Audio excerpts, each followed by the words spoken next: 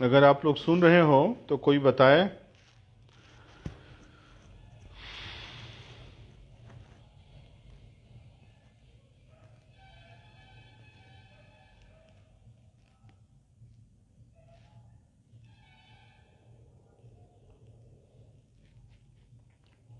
आवाज़ जा रही है कि नहीं जा रही है?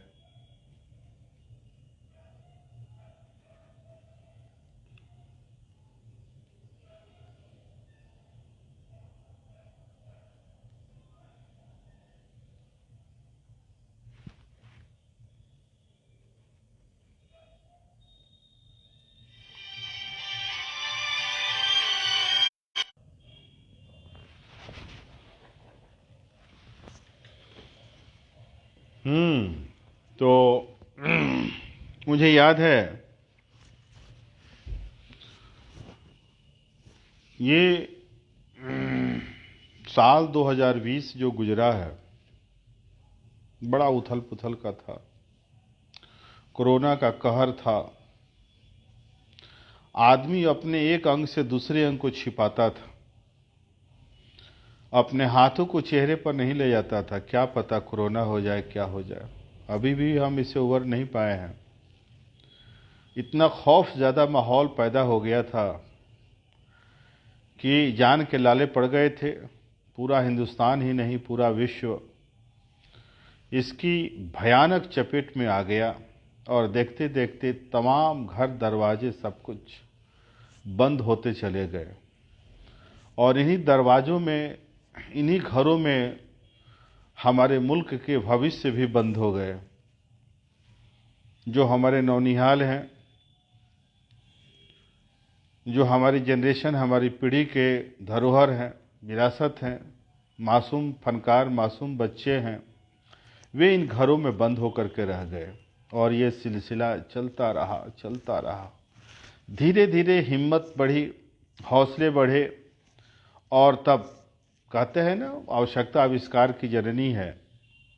आप सबों ने, विशेष करके the Bihar teachers history makers group ने, और बहुत सारे लोगों में, आप भी उसमें समाहित थे, जीने का एक नायाब ढंग खोज लिया। आपने एक ग्रुप बनाया, उसके पहले से थे। और पूरे बिहार के तमाम सारे शिक्षक, जैसा कि मैंने सुन रखा है, कुमार गौरव जी नालंदा से, कुमार मदन मोहन जी दरभंगा से, कुमारी गुड्डी किशनगंज से, मेरी एडलिन जी वेस्ट चंपारण से, और ऐसे तमाम सारे लोग जिनका नाम मैं नहीं जानता हूँ, लेकिन उन तमाम सारे लोगों के प्रति दिल में अखलाक है, मोहब्बत है ना। दरवाज़ा थोड़ा बंद कर दीजिए। कि जो the Bihar teachers history makers group में जुड़े हुए हैं, आप लोगों ने लकीर के फ़कीर की ज़िंदगी से परे हट करके एक समानांतर ऐसी रेखा खींची कि बिहार के बच्चों के लिए, है ना, ऑडियो वीडियो के माध्यम से आपने स्टडी मटेरियल भेजना शुरू किया। और देखते देखते देखते देखते कल तक जो बातें सपनों जैसी लगती थी, वो बातें धरातल पर उतर आई। और बच्चों ने पढ़ना लिखना शुरू किया। मोबाइल हाथ में थे ही, एंड्रॉयड भी मोबाइल थे, सब कुछ थे, लेकिन उसका बेहतर इस्तेमाल बच्चे नहीं कर पाते थे। उसका बेहतर इस्तेमाल ऑनलाइन स्टडी में हुआ। आपकी ब्लैक बोर्ड पर लिखी हुई सामग्री बच्चों के घर तक पहुंचने लगी। इसके पहले ब्लैक बोर्ड की सामग्री बच्चों के घर तक नहीं जाती थी। इसके पहले ब्लैक बोर्ड की सामग्री बच्चों की कॉपी पर जाती थी, और कॉपी से अगर माँ बाप पढ़े लिखे थे तो थोड़ा बहुत देख लेते थे कि टीचर ने क्या पढ़ाया है।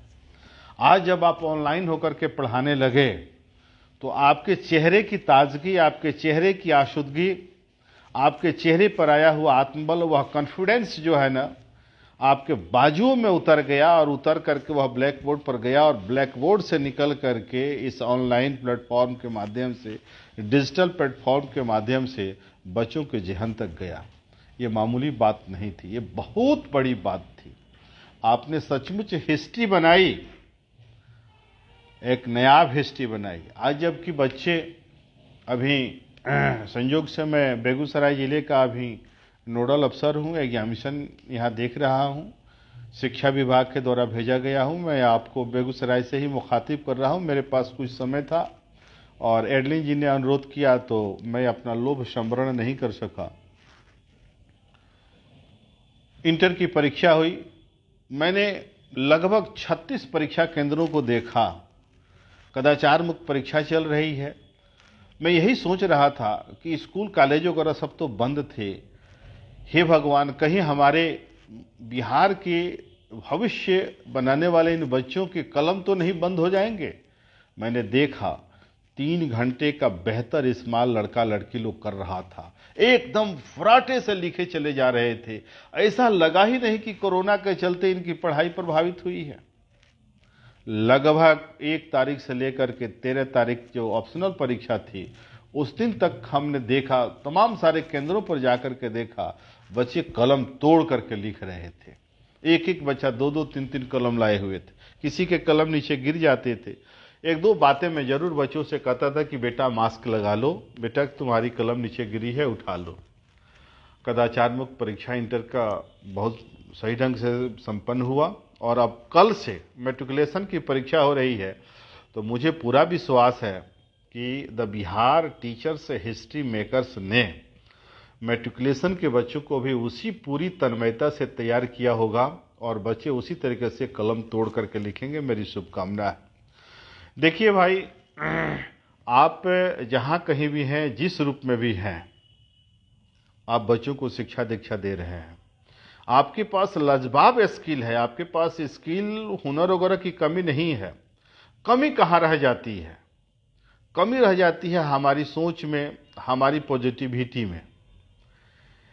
मुझे याद है कि एक फैमिली जो थी वो अमेरिका से माइग्रेट होकर के वो कनाडा चली गई और उसने अपने पड़ोसी को कह दिया कि भाई मेरा यहाँ कारोबार एस्टेब्लिश नहीं हो रहा है, मुनाफे में नहीं जा रहा है, तो मैं कनाडा जा रहा हूँ।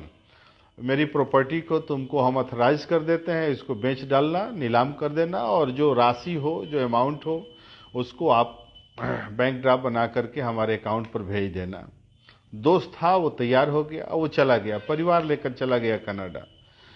अब ये बंदा जो था अखबारों में इश्तहार दिया ना कि ये पूरा फ्लैट बिकने वाला है, पूरा महल बिकेगा, एक एक सामान बिक जाएगा, बर्तन बिक जाएगा, जो फर्नीचर्स हैं वो बिकेगा, जो खरीदार हो वो नीलामी में बोली लगाने के लिए हाजिर हो। सैकड़ों लोग आए, 500-1000 लोग पहुँचे और उसके बाद 1 by 1, article by article property बिकने लगी। फर्स्ट फ्लोर बिक गया, सेकंड फ्लोर बिक गया, थर्ड फ्लोर बिक गया, है ना, जमीन बिक गए, जायदाद बिक गए, फर्नीचर बिक गए। लोग सुबह से शाम तक जो अधिक बोली लगाता था खरीद लेता था और खुशी खुशी चला जाता था। जब सब कुछ बिक गया तो नीलाम करता कि नज़र कबाड़ पर पड़े हुए एक पुराने वायलिन पर गई।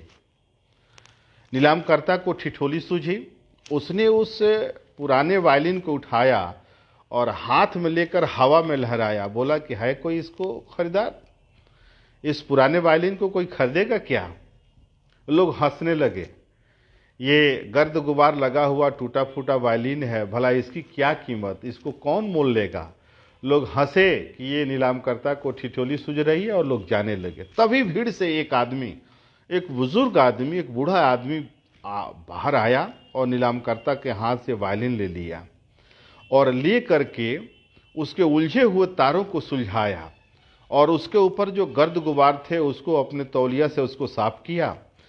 और जब उसके उलझे हुए तार जो सुलझ गए तो उसमें थोड़ा सा ऐंठन दिया, उसको प्रॉपर मैनर में किया और अपनी ठुड़ी से लगा करके, वह म्यूजिशियन था, एक बहुत अच्छा म्यूजिशियन था, लगा बजाने, वायलिन से तरह तरह की स्वर लहरी जो है उसमें निकालने लगा और लोग मंत्र मुग्ध होकर के सुनते रहे। ऐसी तरह तरह की म्यूजिक निकाला, ऐसा तरह तरह का स्वर निकाला, संगीत निकाला कि लोग वाह वाह कर उठे। जो लोग जा रहे थे वो सारे के सारे लोग वापस आ गए और उसके वायलिन के वादन को सुनते रहे। आधे घंटे तक उस वायलिन बजाने वाले बुजुर्ग ने है ना, लगातार वादन किया, लगातार बजाया। जब अचानक उसने बंद किया तो तालियां लोग बजाने लगे। उसके बाद उसने वायलिन को जो है, लाओ ला करके लगाओ ना, उसने बात कर लिए साहब से बात हो गई, अभी कर लेते हैं, है ना। उसके बाद अचानक जो है ना, उसने वायलिन को बंद किया और बंद करके उसने वायलिन को जो है नीलामकर्ता के हाथ में दे दिया। तब तक नीलामकर्ता के अंदर, उसके जेहन में कॉन्फिडेंस आ गया था। अब उसके अंदर हिम्मत आई तो उसने वायलिन को हवा में उठाया और कहा कि है कोई इसका खरीदार। सैकड़ों हाथ उठ गए कि मुझे दे दो, मुझे दे दो, मुझे दे दो, मैं ले लूंगा, मैं ले लूंगा, मैं ले लूंगा, है ना। $100, $200, $300, $5001 में एक लेडीज, एक ब्यूटीफुल लेडीज ने उस वायलिन को मोल ले लिया। और देखते देखते वह वायलिन जो है, जो आधे घंटे पहले उसकी कोई कीमत नहीं थी, आधे घंटे के बाद सेंसेक्स की तरीके से, निफ्टी के तरीके से उसका भाव आसमान में छू गया। आप सभी नेशन बिल्डर हैं, all of you are the history makers of Bihar. एक छोटा सा सवाल हम सबके बीच में है। मैं आप सबसे भी कहता हूं कि आधे घंटे के पहले जिस वायलिन की कोई कीमत नहीं थी, वह गर्द गुबार लगा हुआ था, कबाड़ पर पड़ा हुआ था, आधे घंटे के अंदर उसकी कीमत जो है आसमान पर चली गई, क्यों? और $5001 में क्यों बिका? सीधा सा सवाल है और सीधा सा जवाब है। एक कारीगर ने, एक डायरेक्टर ने, एक जानकार ने उस वायलिन के उलझे हुए तारों को सुलझा दिया और उसके गर्द गुबार को साफ कर दिया। और साफ करने के बाद उसमें से स्वर लहरियां निकाल करके उसकी कीमत लोगों को बता दी। मित्रों, यही होता है। आपके सामने भी उसी तरीके से उलझे हुए जेहन वाले बच्चे आते हैं। उनकी कोई कीमत नहीं है, कोई मोल नहीं है, गर्द गुबार लगा हुआ है ना, उलझे हुए बाल हैं, उलझा हुआ जेहन है। और आप वो डायरेक्टर हैं, एज ए टीचर आप वो डायरेक्टर हैं, आप वो म्यूजिशियन हैं, आप वो कारीगर हैं, आप वो फनकार हैं, कलाकार हैं। आप उसके उलझे हुए तारों को, जेहन के तारों को सुलझा देते हैं और फिर उसके अंदर उसकी जो काबिलियत होती है ना, वह अंकुरित, पल्लवित, पुष्पित होकर के समाज तक पहुंचने लगती है, उसकी कीमत लग जाती है। जब तक बिके न थे कोई पूछता न था, जब तक बिके न थे कोई पूछता न था, तूने खरीद कर हमें अनमोल कर दिया। अल्लामा इकबाल साहब ने ये शेर पढ़ी थी, लिखी थी कि इंसान की कीमत तब लग जाती है जब इंसान के अंदर जो मेरिट है, जो उसके अंदर खुशूसियत है, वो निकल करके सोसाइटी और समाज में जाए। तो बतौर एक राष्ट्र निर्माता, एक Bihar teachers history makers, you have got full responsibility for the development of your children, आप अपने बच्चों के लिए।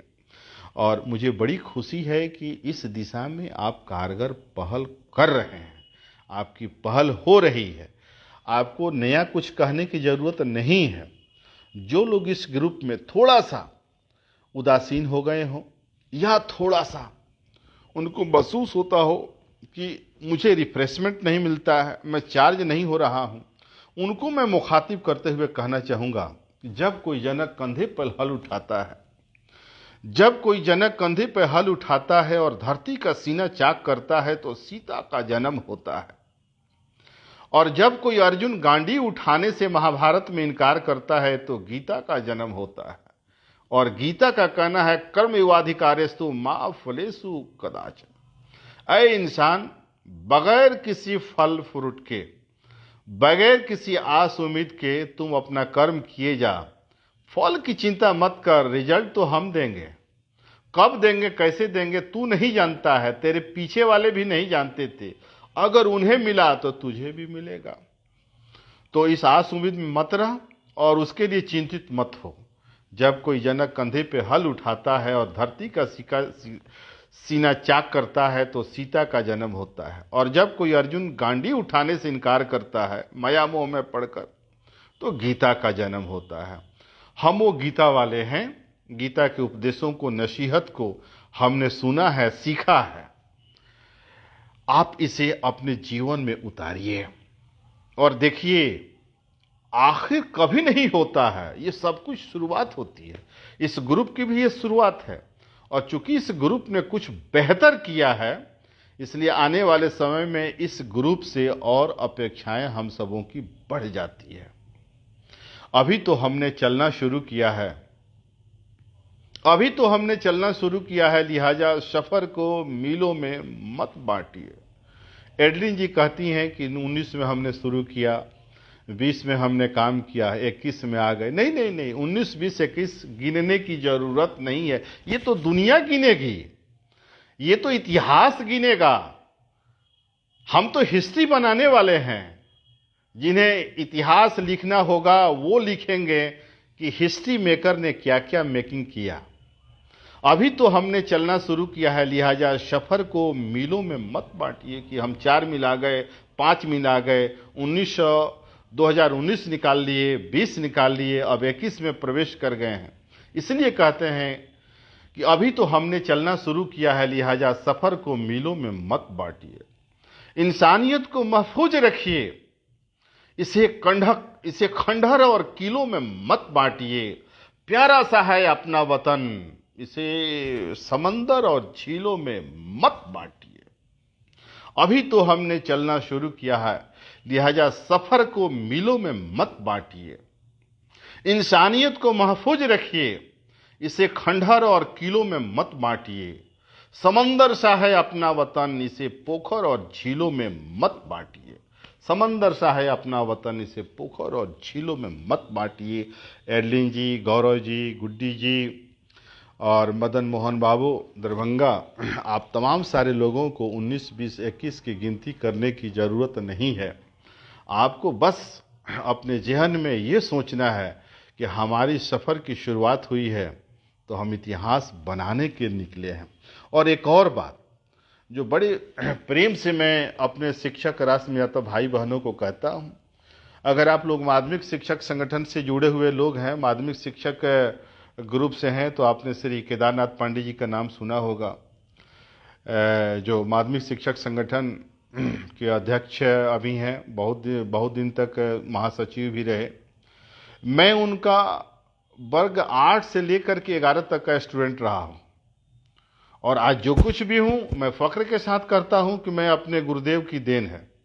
ऐसे बहुत सारे गुरुदेव हमारी ज़िंदगी में आए जिन्होंने ज़िंदगी को निखारने की कोशिश की, लेकिन जो प्रस्तुति कौशल, जो थोड़ा बहुत लिटरेचर का टच या थोड़ा बहुत मोटिवेशन की बातें, जो कुछ, although I was the students of science, मैं विज्ञान का विद्यार्थी था। After all my Hindi teacher Shri Kedarnath Pandey motivated me towards the literature.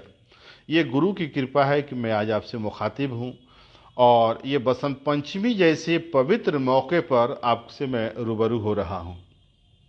एक लड़का जो है ना, नदी में डूब रहा था और चिल्ला रहा था, बचाओ बचाओ बचाओ बचाओ।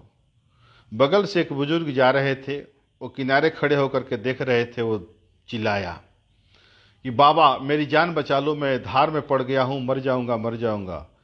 और वो चुपचाप खड़े रहे। और लड़का जो है ना, जिंदगी से जूझता रहा, तूफान से जूझता रहा, उस धार से जूझता रहा, है ना, और चिल्लाता रहा कि अरे साहब जब मर जाऊंगा तो बचाने आइएगा क्या। लेकिन वो नदी में नहीं उतरे।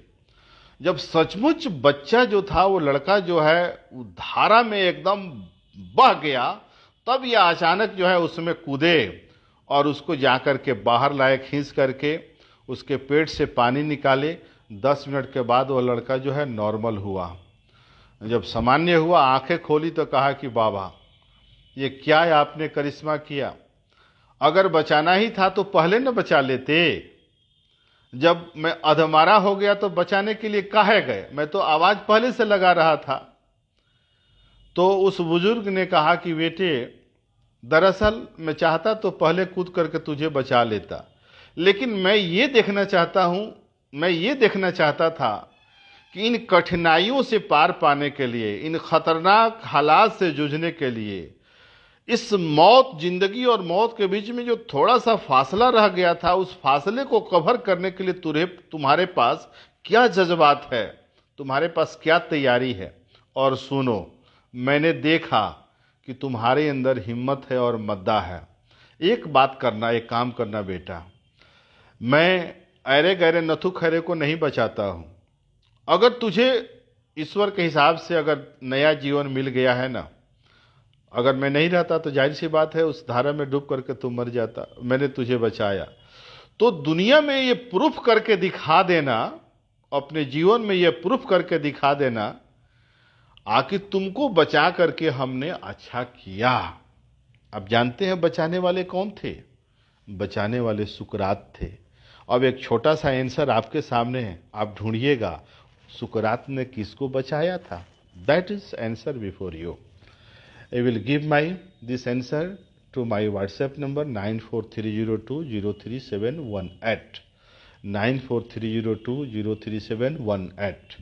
Again I am repeating 9430203718। अब देखिए, जब हम अपना जिस्म किसी न किसी तरीके से ढक लेते हैं, किसी कपड़े से, किसी लबादा से ढक लेते हैं, तो उसके हिसाब से हो जाते हैं। जिस दिन हम थोड़ा आयरन किया हुआ कपड़ा पहनते हैं, थोड़ा सेव करके चलते हैं, बालों में कंघी करके चलते हैं, तो हमारा लुक दुनिया की नज़र में बदल जाता है। हम थोड़ा सा रफ टफ से निकल करके थोड़ा सा अच्छा लगने लगते हैं। और सच्चाई यह है कि अच्छाई और खूबसूरती तो इनर होती है, वो एक्सटर्नल नहीं होती है। लेकिन दुनिया कहती है वाह क्या मतलब फिटनेस है उनका, कितने खूबसूरत हैं भाई साहब, वो बहन जी कितने सलीके से साड़ी उन्होंने पहन रखा है, देखिए कितने तमीज़ से बातें करते हैं बहन जी, वगैरह वगैरह। तो जो आवरण हम धारण करके चलते हैं, इस पर समाज सोसाइटी की नज़र रखती है। आवरण में कभी कभार शैक्षणिक पदाधिकारी होने के चलते जब स्कूलों के मैं कभी निरीक्षण करने के लिए नहीं गया और कभी आकस्मिक मैंने निरीक्षण नहीं किया, औचक निरीक्षण नहीं किया।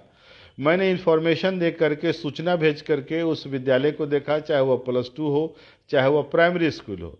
और आपको मैं बता दूं आकि जिन विद्यालयों तक पहुंचा तो वहां रेड रोज लेकर के शिक्षक नहीं, बच्चे लाइन में खड़े थे कतार में। आंखें भर आती है ऐसे बच्चों को और इन बच्चों को संवारने वाले शिक्षकों को देख करके। का जरूरी है कि हम उनका अटेंडेंस रजिस्टर चेक करें कि कौन 10 बजे आया, कौन 10:20 पर आया, या उनका जो है अकाउंट्स का काम कैसा है, वो तो हमारे अकाउंटेंट है, देख लेंगे। हम जो ब्यूटी देखना गए हैं, बच्चों के चेहरे पर खूबसूरती देखना गए हैं, हम शिक्षक के चेहरे पर और शिक्षक का आवरण देखने गए हैं, उसमें परफेक्शन है कि नहीं, यह ना इंस्पेक्शन है। अगर हमारे शिक्षक खुश हैं, अगर हमारे शिक्षकों के चेहरे पर आसूदगी है, तृप्ति है, मुस्कुराहट है, अभाव में भी मुस्कुरा रहे हैं, that means as an education officer I am successful officer. हमने अपने शिक्षकों को उसके लायक बनाया है और हमारे शिक्षक भी वाइस वर्सा उतना ही मोहब्बत हमें देते हैं, लौटाते हैं। ये अनुन्यासरा, ये वन वे ट्रैफिक नहीं है एजुकेशन, ये मल्टी वे ट्रैफिक है। बहरकैफ मैं ये कह रहा था कि हमारा आवरण कितना जरूरी होता है। तो एक छोटी सी स्टोरी है, आप देख लीजिए, क्योंकि बार बार हम शायद आपसे मुखातिब न हो पाएँ। आज अभी समय था थोड़ा लीजर और एडलिन का रिक्वेस्ट आ गया। एडलिन बहुत पहले से हमसे जुड़ी हुई हैं और एडलिन को हम लोग बहुत बहुत प्यार देते हैं। पूरा निदेशालय इन्हें प्यार देता है, घर परिवार की बेटी की तरीके से। और ये मोटिवेट होकर के काम भी बहुत खूबसूरत करती हैं। जब इनका अनुरोध आया कि इस ग्रुप से मैं जुड़ूं, तो व्यस्तता के बावजूद मैं ना नहीं कर सका, क्योंकि एक तो टीचर की बात को नकारना बस की बात नहीं है, और दूसरी उसमें जो हिस्ट्री बनाने वाले लोग हैं, तो मेरी मजाल का, मेरी हिम्मत का कि मैं ना बोलूं। बाहर का एक बहुरूपिया था मित्रों, और रूप बदलता था, लोगों के बीच में जाता था और जा करके अपना भेष बदल करके बख्शीश मांगता था। और कभी सिपाही बन जाता, कभी पुलिस बन जाता, कभी कोतवाल बन जाता, कभी राजा बन जाता, कभी भिखारी बन जाता। एक्चुअल में वो प्रोफेशनल बहुरूपिया था। और ऐसे ही उसका हिम्मत बढ़ा, बढ़ते बढ़ते चला गया। एक बार बादशाह के यहाँ बादशाह उसको देखे कहे कि क्यों मेरे पास आते हो, एक बार गया, दो बार गया, कई बार गया। अरे बहुरूपिया उसको कहते हैं जो ऐसा रूप बदले, आकि जो रूप वो जो स्वांग रचे हम उसी को समझ जाएं। जैसे वह सीबीआई का अफसर बने ना, तो हम थोड़ी देर के लिए क्या एकदम हम घबरा जाएं कि सीबीआई वाले अफसर मेरे सामने आ गए, है ना। इंजेक्शन लेकर के चले तो हम समझे कि अरे बाप रे बाप डॉक्टर आ गया, वो कोविड का इसी वक्त हमको वैक्सीनेशन करेगा। वही मान लें और डर जाएं, खौफ ज्यादा हो जाए, उसके बाद वह मुस्कुरा करके झुक करके सैल्यूट करे और कहे, अपना आइडेंटिटी कार्ड दिखाए, हुजूर हम सीबीआई के अफसर नहीं, हम तो पुलिस वाले नहीं, हम डॉक्टर नर्स नहीं, हम तो बहुरूपिया हैं हुजूर। ये जो आवरण आप देख रहे हैं ये सब भाड़े का है ना। हमने अच्छा ड्रामा किया आपके सामने, अब हमको कुछ बख्शिश दे दीजिए। राजा बादशाह ने उसको समझाया कि जिस दिन ऐसा रूप बदल के मेरे पास आओगे, अगर मैं तुझे नहीं पहचान सकूं और तुम मुझे हरा दोगे अपना रूप बदल करके, सचमुच अच्छी एक्टिंग करके, है ना, तो उस दिन मैं मान लूंगा कि सही बहुरूपिया हो। और देखो खुश हो जाऊंगा ना तो आधा राजपाट दे दूंगा। और ये भी सुन लो, दोबारा आए और मैंने तुझे पहचान लिया कि अरे तुम तो वही बहुरूपिया हो, तो तुम्हारा सर कलम करवा दूंगा। बहुरूपिया चला गया। यही जेहन में सोचते हुए कि राजा तो ये बहुत बड़ी शर्त रख दी है बादशाह ने, अगर दोबारा जाऊंगा, अगर ये पहचान लेंगे तो सर कलम हो जाएगा, मौत हो जाएगी। अगर ये नहीं पहचानेंगे, ऐसा वेश धारण करूंगा कि मुझे ये न पहचाने कि मैं बहुरूपिया हूं, तो आधा राजपाट देंगे। खैर वो निराश हुआ, खुश हुआ, ये कहानी यहीं खत्म हो जाती है। 6 महीना बीत गए। अचानक से इस राजा के ऊपर, इस बादशाह के ऊपर बगल वाले बादशाह ने अपने कासिद के द्वारा, अपने दूत के द्वारा एक लेटर भिजवाया, खत भिजवाया कि अय बादशाह, या तो अपना राज की सोवरेनिटी है हमारे नाम करो, है ना, इतना टैक्स हमको दो क्योंकि हम तुमसे अधिक पावर वाले हैं, मेरी अधीनता कबूल करो, गुलामी कबूल करो, और नहीं तो जंग के लिए तैयार हो जाओ। बादशाह घबरा गया। इसकी औकात छोटी थी, इसकी सेना और फौज कम थी। इमरजेंसी आपातकालीन इसने बैठक किया। सभासद पहुंचे, सारे सैनिक पहुंचे जो सैनिकों के बड़े बड़े अफसरान थे, और सबों ने के सामने कहा कि अब आप ही लोग बताइए हम क्या करें।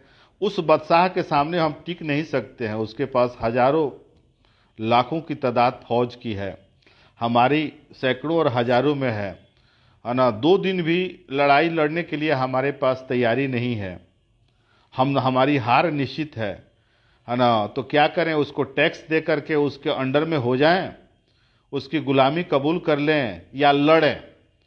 तो जो पुराने लोग थे राज दरबार में, वो लोग खड़े हुए कहे कि महाराज, हम लोग 3 पीढ़ी से आपके यहाँ आपके दादाजी की रियासत देखे हैं, आपके पिताजी के साथ काम किए हैं, अब तो बूढ़े हो गए, आपके साथ भी परामर्श वाले मंडल में हम लोग बैठे हुए हैं, हम लोगों ने कभी गुलामी नहीं कबूल की है।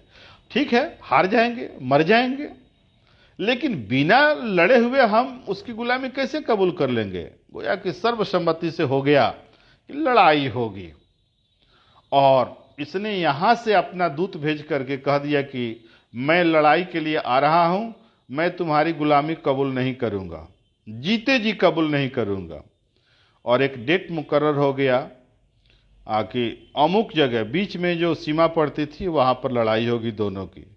उस जगह तक पहुंचने के लिए कम से कम 2 हफ्ता का समय लगता था इधर से जाने में। ये बादशाह इधर से चल दिया जो छोटा औकात वाला था। 1 हफ्ता तक चलने के बाद पहाड़ी इलाके शुरू हो रहे थे, और यही सोचते हुए चल रहा था कि हम तो कुर्बानी देने जा रहे हैं, हम तो उसके सामने टिकेंगे नहीं, है ना, या तो पकड़े जाएंगे नहीं तो मरे जाएंगे, है ना। चलिए कोई बात नहीं है। रास्ते में पहाड़ी पर एक गुफा थी, तो वहाँ पर कुछ चरवाहे थे, वहीं पर इन्होंने रात्रि के लिए अपना टेंट लगाया, शिविर वगैरह गिराया, और बातचीत में जो दूध वगैरह देने वाले अगल बगल के लोग थे उन लोगों से पूछा कि बाबू वो पहाड़ी पर गुफा कैसी है। तो बाबा, हाँ बादशाह सलामत, उसमें एक फकीर रहता है, और जानते हैं उस फकीर की दुआ कबूल हो जाती है। वो फकीर से लोग दुआ कराता है ना, जाकर के अपनी मन्नत मानता है, कहता है कि फकीर मेरे लिए अल्लाह से दुआ कर दीजिए, भगवान से दुआ कर दीजिए। वो जो कह देता है वो बात लागू हो जाती है। आपको भी जाना चाहिए। तो अहले सुबह वहाँ पर चला गया।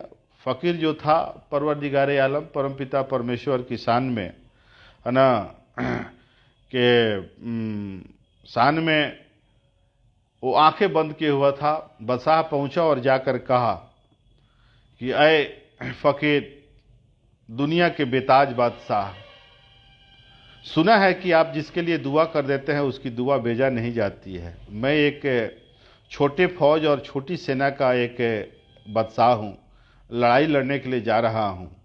हमसे 100 गुना ताकत का उधर का बादशाह है। अगर आपकी दुआओं में तासीर हो, यदि आपकी बात परवरदिगार आलम परमपिता परमेश्वर तक जाए, तो आप दुआ कर दीजिए कि मेरी जीत हो जाए। फ़कीर ने आंखें खोली और कहा कि बादशाह, चिंता मत करो, जाओ, मैं तुम्हारे लिए दुआ करता हूँ। और सुनो, मैं भविष्य देख रहा हूँ, तुम ठीक आज से 15 दिन बाद उधर से शानदार तरीके से बाजे गाजे से, है ना, अपने फतह का, कामयाबी का झंडा बुलंद करते हुए, परचम लहराते हुए लौटोगे। और यही हुआ। जब बादशाह ने सुना कि फ़कीर ने दुआ कर दिया और फ़कीर के बारे में चारों तरफ ये बात फैली हुई थी कि उसकी दुआ बेजा नहीं जाती है, तो बादशाह के बाजू फड़क गए। और ये बात मुहामही जो है फौज में भी चली गई। और सारे के सारे लोग जहन में बात आ गई कि अरे भाई, फ़कीर की दुआ बेजा नहीं जाती है और फ़कीर ने दुआ कर दी कि हमारी जीत होगी। और सचमुच लड़ाई हुई, 1 हफ्ते तक लड़ाई हुई। और कहाँ वह इसे गुलाम करने के लिए लड़ रहा था, वही गुलाम बन गया। और हाथी हथसार, घोड़ा घुड़सार, सब कुछ इसके हाथ में आया। और काफ़ी माल असबाब लेकर के उसको बंदी बना करके ये बादशाह लौटा। फिर 7 दिन का सफ़र करके उसी जगह पहुंचा जहां पर रात्रि विश्राम करनी थी, है ना। फिर वो ऊंचाई पर, पहाड़ी पर वो गुफा नजर आई, है ना। कहा कि नहीं नहीं, सारा काम छोड़ो, अभी चलते हैं, जाकर के बाबा फ़कीर के चरणों में गिर जाएंगे और जितना माल असबाब मिला है ना, सब उनके पैरों पर रख देंगे, कहेंगे कि आप ही की दुआ से हमें कामयाबी मिली थी, है ना, और उनका शुक्रिया अदा करेंगे। भागते हुए चढ़ाई चढ़ करके गया तो उसे निराशा हाथ लगी। गुफा खाली थी। अगल बगल कुछ लोग थे, उनसे पूछा कि बाबा यहाँ से कहाँ गया? तो लोग बताए कि भाई, बहता पानी रमता जोगी, जोगी फ़कीर साधु महात्मा का कोई भरोसा है? आज यहाँ रहेंगे, कल वहाँ रहेंगे। वो तो अनजाने सफ़र पर चले गए, उनका कहीं कोई पता नहीं, है ना। बड़ा निराश हुआ बादशाह, चला आया घर। और यहाँ पर जश्न मनाया जाने लगा कामयाबी का। अचानक वह बहुरूपिया तीसरे दिन हाजिर हो गया और आकर के बादशाह से कहा कि बादशाह, दे दो हमको आधा राजपाट। बादशाह कहा कि तुम फिर आ गया, तुमको मना न किए थे? तो हाँ, इस बार तो हम तुमसे आए हैं आधा राजपाट लेने के लिए। तो क्या कब तुमने भेष बदल करके हमको छकाया जी, हमको हराया? तो वो जो गुफा में जो फ़कीर बैठा था, जिससे आप हाथ पसार करके हम चल रहे हैं, है ना, उसी में लगाइए ना। हाँ, हम चल रहे हैं, कोई बात नहीं, उसी में लगा दीजिए, है ना। जो भेष बदल करके गुफा में जो आदमी पड़ा हुआ था, वो कोई ओरिजिनल फ़कीर थोड़े था। अरे वो मैं ही था, फ़कीर का हमने भेष बदला था और आप लोगों में अफवाह फैला दी थी। मैं जानता था कि लड़ाई छिड़ गई है, आप आइएगा, दुआ मांगिएगा। हमने तो आपको हरा दिया ना, मैं ओरिजिनल फ़कीर थोड़े था। कैसे आप गिड़गिड़ा रहे थे कि अरे फ़कीर बेताज बादशाह। बादशाह उसको देखता रहा, देखता रहा, इसकी आंख से आंसू गिर गए। कहा कि सही कहा, तुमने हमको हरा दिया। चलो कोई बात नहीं, आज मैं कैलकुलेशन करवा लेता हूं कि मेरा राजपाट खजाना कितना है। ठीक आज के 7वें दिन आओ, आधा राजपाट हम तुझे दे देंगे, तुमने मुझे हरा दिया। वो चला गया, बहुरूपिया चला गया। उस रात बादशाह को नींद नहीं आई। रात भर वो जो है ना परेशान रहा, करवटें बदलता रहा। भोर के समय जब उसकी आंख लगी तो उसने स्वप्न देखा। स्वप्न में लगा कि कोई फरिश्ता जो है ना उसके कान में कह रहा है कि अय मेरे प्यारे बादशाह, तुम यही न जानना चाहते हो कि वो तो बहुरूपिया था, उसकी दुआ कैसे कबूल हो गई? तो सुनो, ये सोचो कि बहुरूपिये ने आवरण किसका धारण किया था? तो बादशाह बोला कि फकीर का। कहा कि देखो, अगर साधु महात्मा फकीर का वो आवरण बना लिया था और यदि उसकी दुआ हम कबूल नहीं करते, परवरदिगारे आलम परमपिता परमेश्वर अल्लाह तबारक व तआला द अलमाइटी फादर, अगर उसकी दुआ कबूल नहीं करते तो आए बादशाह तुम्हारा विश्वास फकीरों पर से उतर नहीं जाता। भले वह बहुरूपिया था, लेकिन जरा देख तो सही, कपड़ा किसका पहना था, ड्रेस किसका पहना था। आज वो पुलिस वाला थोड़े था, आज वो सीबीआई अफसर थोड़े बना था, आज तो उसने फकीर का चोला पहना था और तुम उसे सचमुच फकीर पहन मान करके गए थे। तो यार मैंने उस बहुरूपिये की दुआ नहीं कबूल की है, मैंने उसके आवरण की रक्षा की है जिस आवरण को उसने धारण किया था। अब बादशाह को क्लियरिटी हो गई, एग्जाम जेहन हल्का हो गया और कैलकुलेशन राज दरबार का, चूंकि वो कौल का सच्चा था, ईमान का पक्का था, इसलिए हारा था तो आधा राजपाट तो देना ही था। कैलकुलेशन हो गया, 7 दिन बीत गया, आधा राजपाट का हिसाब करके 2 जगह सिंहासन बांट दिया गया। उस जगह पर बैठा था, इंतजार हो रहा था कि बहुरूपिया आवे, लेकिन बहुरूपिया नहीं आया। दूसरे दिन भी नहीं आया, तीसरे दिन भी नहीं आया, चौथे दिन भी नहीं आया, 1 हफ्ता तक जो नहीं आया तो बादशाह को चिंता हुई। कहा कि खोजो उस बहुरूपिया को। लोग गए, जाकर के खोज खाज करके उसको लाए। 2 दिन पुलिस दौड़ी, मालूम हुआ कि वो नदी के किनारे रहता है, उसका परिवार रहता है, छोटे छोटे बच्चे हैं, गरीब आदमी है, भेष बदलता है और भीख मांगता है। खैर आया तो बहुरूपिया आज जो था ना, सामान्य नहीं था, पस्तहाल था, एकदम पागलों जैसी हरकत कर रहा था। तो बादशाह ने कहा कि अय मेरे प्यारे बहुरूपिया, शर्त तो तुम जीत चुके हो और जो भेष तूने फकीर का बनाया था उसको मैं सचमुच फकीर मान बैठा।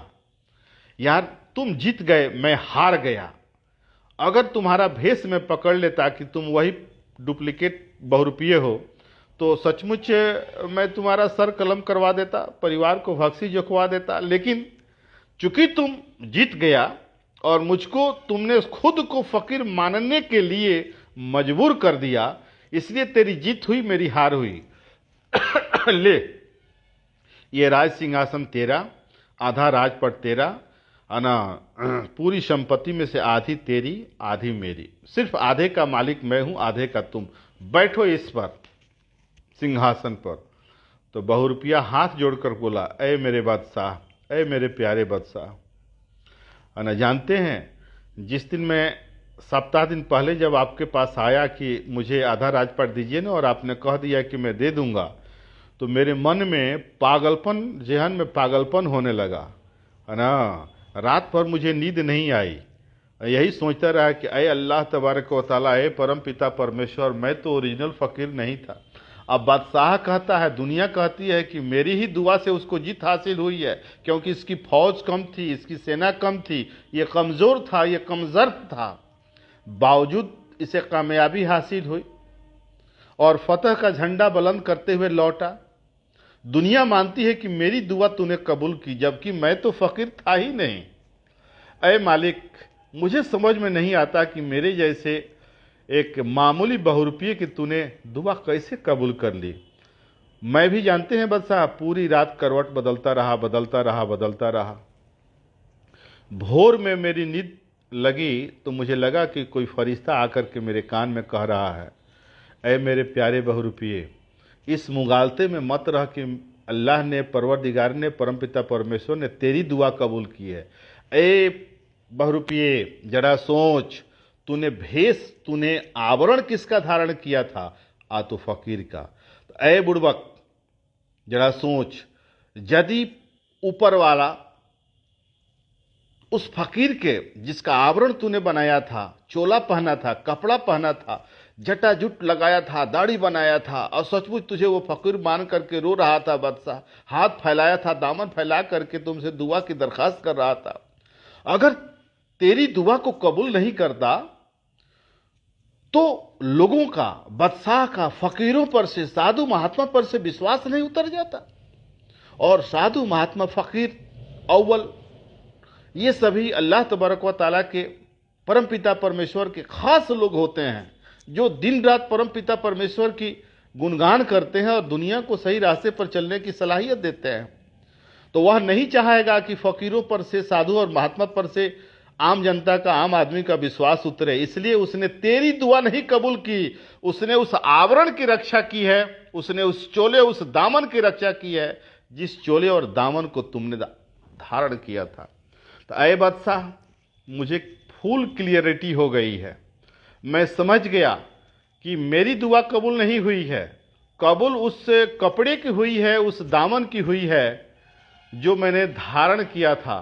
तो अय बादशाह, अय राजन, ये धन दौलत, हाथी घोड़ा, माल असबाब, हीरे जवाहरात तुझे मुबारक। मैं वापस लौट रहा हूं उसी गुफा में, अब ओरिजिनल फकीर बनने के लिए। और सुनो, अगर डुप्लीकेट फकीर की दुआ में इतना असर हो सकता है, तो जिस दिन मैं ऊपर वाले की राह में ओरिजिनल फकीर हो जाऊंगा तो मेरी दुआओं में कितना बड़ा असर होगा। और सचमुच वो पागलों के तरीके से वहां से भाग खड़ा हुआ। बादशाह बहुत कोशिश किए कि वह लौटे, लेकिन वह बहुरुपिया नहीं लौटा और वापस चला गया। आगे कथा कहां गई मुझे नहीं मालूम, तो मैं आपको क्या उत्तर दूं। लेकिन एक छोटा सा सवाल आपके सामने ये उछलता है कि जब हम अपना आवरण को पहनते हैं, जब हम आवरण धारण करते हैं, तो दुनिया हमें उसे ही मान बैठती है। जब हम राष्ट्र निर्माता का आवरण धारण कर बैठे हैं, सारी दुनिया जानती है Guddi ji is a teacher, Shri Madan Mohan from Darbhanga is a teacher, Shri Gaurav Kumar ji is a teacher, doctor Mary Erlin is a nice teacher, beautiful teacher. सारी दुनिया चाहती है, जानती है। और ये आवरण पहन करके हम दुनिया में जाने जाते हैं। तो एक सवाल ये उठता है, क्या हमें इस आवरण की रक्षा नहीं करनी चाहिए? बिल्कुल करनी चाहिए, बिल्कुल करनी चाहिए। जिस दिन हम अपने इस आवरण की रक्षा कर सके, हम अपने पेशे के प्रति ईमानदार हैं। मित्रों, कहीं कोई दो राय नहीं है, हमारे सामने कठिनाइयां हैं, है ना। कोरोना का कहर गुजरा है, जब तक पूरी दुनिया में वैक्सीनेशन नहीं हो जाता है तब तक नॉर्मल लाइफ नहीं हमारी स्टार्ट होने वाली है। तो इस संदर्भ में the Bihar teachers history makers की प्रासंगिकता और उनकी भूमिका काफ़ी बढ़ जाती है। आपके सामने कठिनाइयां हैं। बहरकैफ, दिनकर जी की इन पंक्तियों के साथ मैं अपनी वाणी को विराम देना चाहूँगा कि मुश्किलें दिल के इरादों को आजमाती है, स्वप्न के पर्दे निगाहों से हटाती है। मुश्किलें दिल के इरादों को आजमाती हैं, स्वप्न के पर्दे निगाहों से हटाती है। हौसला मत हार गिर कर आए मुसाफिर, हौसला मत हार गिर कर आए मुसाफिर, ठोकरें इंसान को चलना सिखलाती।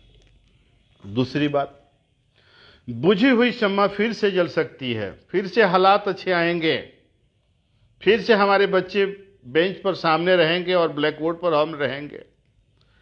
हमारे डॉक्टर्स उस वैक्सीनेशन और उस दवा और उस सिरिंज का इस्तेमाल आविष्कार कर चुके हैं। फिर से हमारे हाथ जो है ना, वो जिस चौक से लिखते हैं उससे हमारे शरीर पर वो गिरना शुरू करेंगे और उसकी एक खूबसूरती, एक सुबास हमारे नथुनों में जाएगी, है ना, और वो अच्छा लगेगा। तो बुझी हुई शम्मा फिर से जल सकती है, तूफान की हदों से कश्ती फिर से निकल सकती है।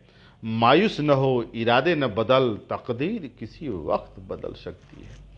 अब यदि आप सबों की अनुमति हो तो मैं अपनी वाणी को विराम दूं, यथा आवश्यक बोला जाए।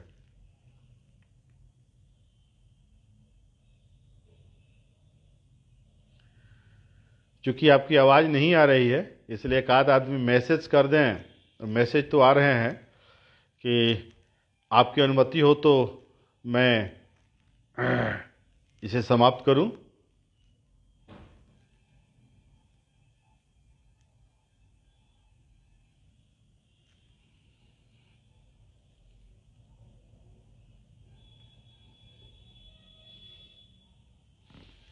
तो बहुत बहुत धन्यवाद। अच्छा लगा आप सबों से मिल करके। अब एडलिन जी, अब आप बताइए।